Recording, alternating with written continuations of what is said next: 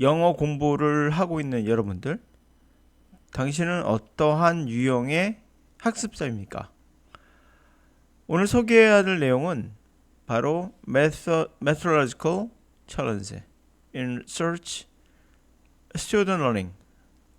학생들 학습에 관한 연구에서 Methodological, 방법론적 도전, 과제 또는 난제라고 말할 수 있겠죠. 영어 독해나 리스닝에서 여러분들은 첫 번째와 두 번째 중에 어떤 학습자입니까? 깊이가 없는 학습법이 있고요. 깊이가 있는 학습법이 있습니다. 깊이가 없는 학습법은 실패 확률이 높고요. 깊이가 있는 학습법은 성공 확률이 높습니다. 특징은 뭐냐면 기계적 암기입니다. 여러분들이 기계적으로 암기하셨다면 여러분들은 100% 실패 확률이 높은 방법을 취한 거예요. 단어짜 암기한다든지 구문이나 문법을 암기한다든지, 여러분 알다시피 지금까지 공부하시면서 많은 구문이나 문법을 암기했을 거예요. 이거를 이해한다고 착각하지 마세요. 분명 우리는 암기했습니다. 문법에서 관계사는 뭐가 있고 이것은 어떻게 쓰면 어떻게 한다라는 기계적 암기를 분명히 했습니다. 그리고 리스닝에서는 소리 암기죠. 바로 연음에 따른 암기입니다. 이 발음이 이렇게 발음이 되고 어떻게 발음이 된다. 그리고는 암기. 개념 있는 학습법은요. 물론 여기서는 개념의 분석은 여러 가지가 있어요. 개념은 여러 가지고 우리가 배우는 언어, 영어에서는 여러 가지 생각할 수 있기 때문에 이건 정의하기는 힘들어요. 그러나 깊이가 없는 학습법은 정의가 너무 쉽습니다. 기계적 암기만 들어가면 여러분들은 실패할 수 있는 확률이 높은 방법을 취하고 있는 거예요. 물론 여러분들 그렇게 생각을 하시겠죠. 기계적으로 암기 안 하고 그럼 어떻게 하라는 얘기냐? 그게 바로 깊이 없는 학습법의 특징이죠. 왜 여러분들은 기계적으로 암기하려고 하나요? 그거에 대한 이야기를 한번 시작해보죠. 이미 이분은 여기서 설명해 주고 있는데 읽으면서 한번 여러분도 확인해 보시기 바랍니다. In general, two approaches to learning have been distinguished: the surface approach and deep approach to learning. 일반적으로 두 개의 학습의 접근법이 있다고 합니다.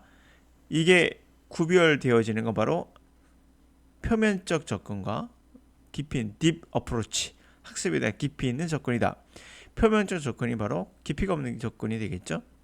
A student with such surface approach to learning sees the work or task as an unwelcome external imposition, a hurdle they want to clear with a little time and effort as possible.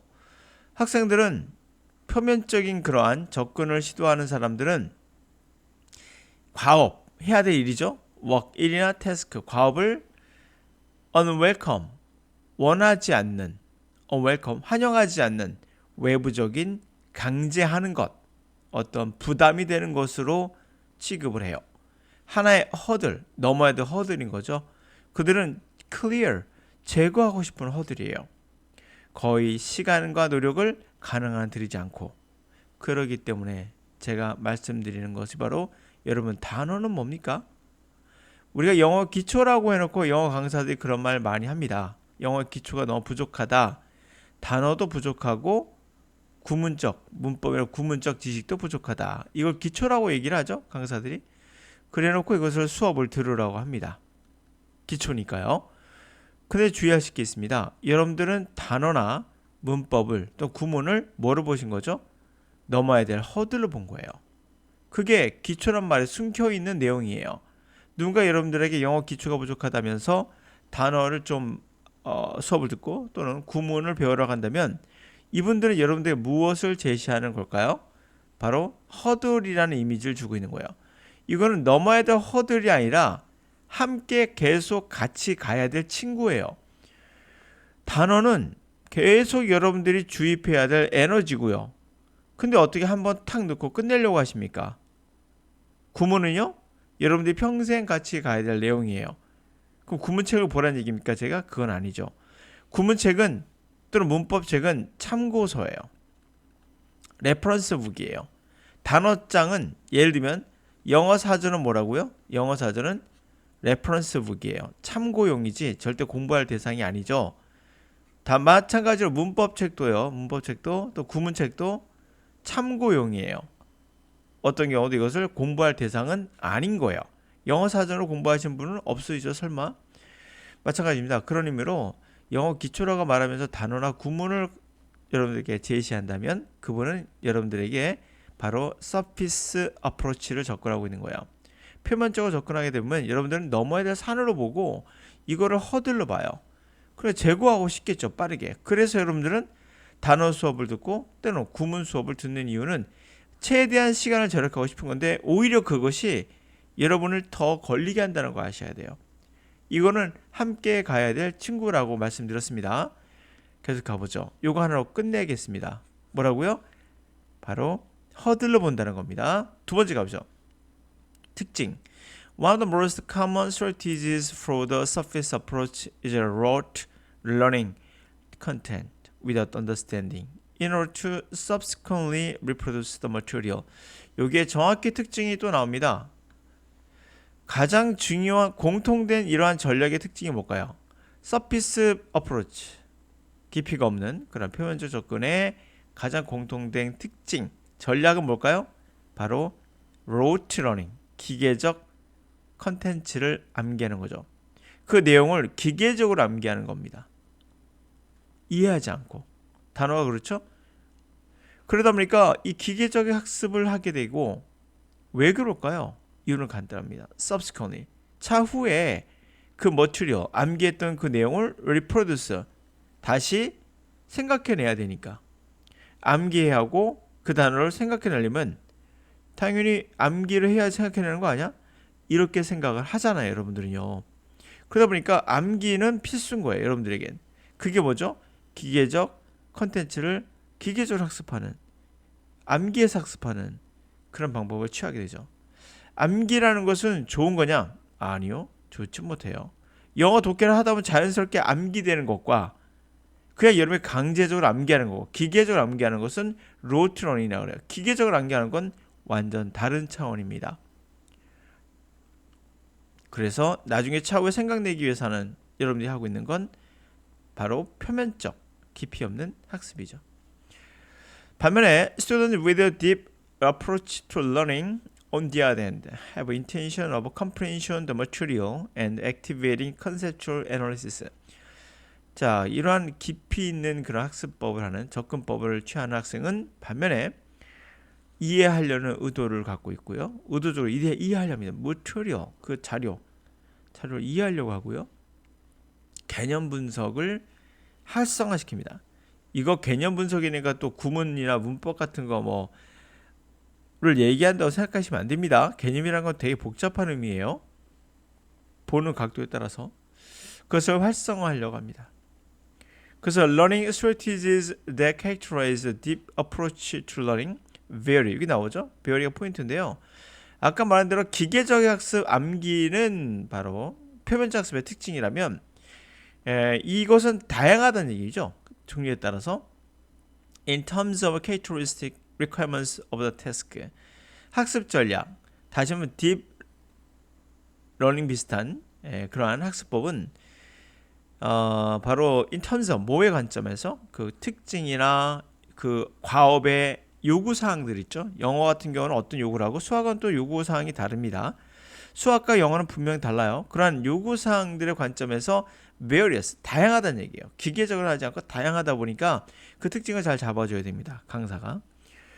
그래서 possible strategies are reflecting, discussing, using various information resources relating ideas to the previous knowledge, looking for patterns, checking the evidence, and critical examining arguments.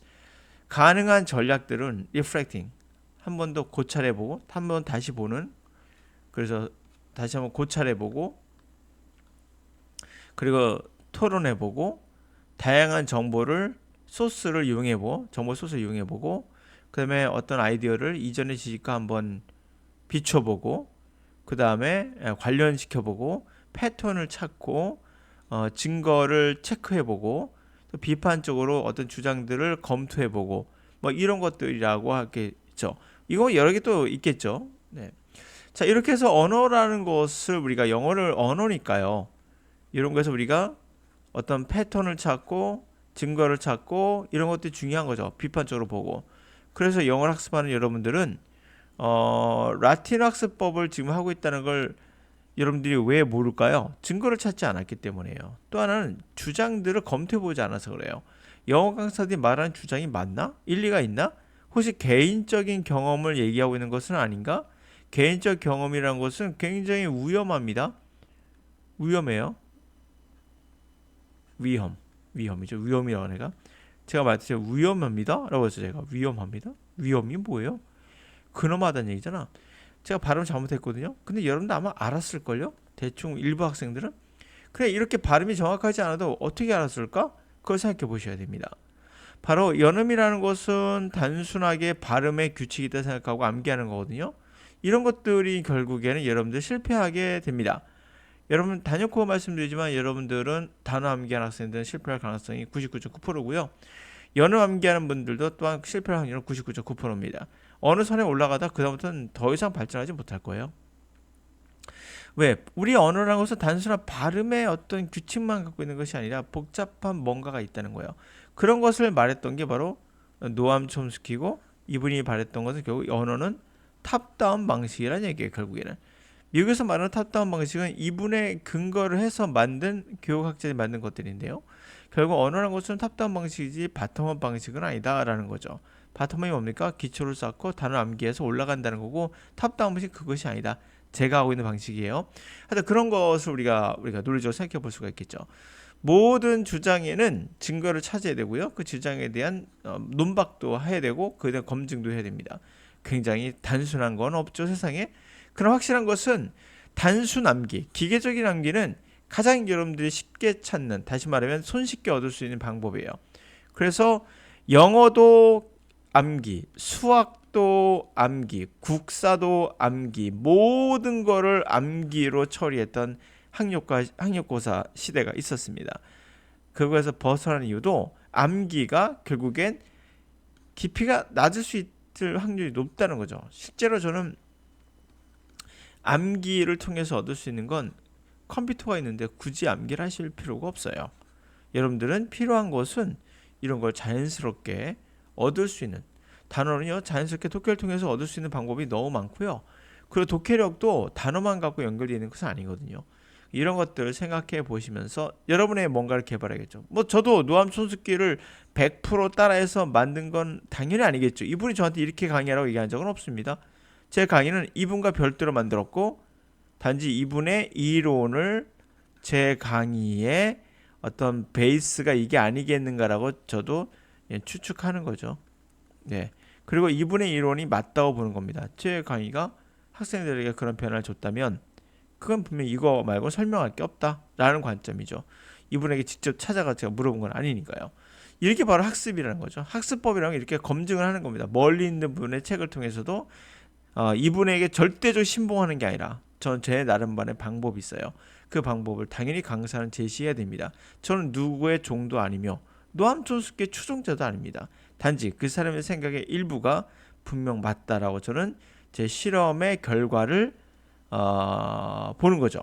예를 들어서 지구가 태양이 있고요. 태양이 있고 지구가 있습니다. 근데 별이 쭉 가다가 빛이 꺾인다는 거. 빛이 굽어졌죠? 이런 거를 누가 말했습니까? 아인슈타인이 말했죠. 아인슈타인이 말했어요. 이렇게 굽어질 거라고. 근데 실제로 관측한 사람이 관측을 했죠. 그럼 이 사람의 이론을 검증한 거예요. 맞습니까? 그렇죠. 검증한 겁니다. 뭐 이런 관점을 저는 첫 번째로 보고 제가 이 사람이에요. 노암 촘스키는 그냥 이야기를 한 걸 제가 실험으로 학생들 통해서 검증한 거죠. 문법을 머릿속에 지우고 나니까 훨씬 더 독해를 잘하더라. 이 부분. 그 두 번째로는 제 나름대로의 방법은 또 다른 방법을 취한 거죠. 하여튼 간에 자, 이런 관점에서 보시면 되겠고요. 네, 여러분들은 어디에 속하는가 잘 보십시오. 나는 깊이 있는 학습자인가? 깊이가 없는 학습자인가? 깊이가 없다면 특징은 뭔가? 기저항기가 반드시 들어간다. 깊이가 있는 학습법은 여러 가지 개념, 그죠? 강의에 모두에 다 개념을 집어넣거든요. 강의에 개념이라는 게 문법적 개념 아닙니다. 제가 말하는 건. 자, 그런 의미에서 제가 말씀드렸고요. 제가 말한 가이드는 다 개념이에요.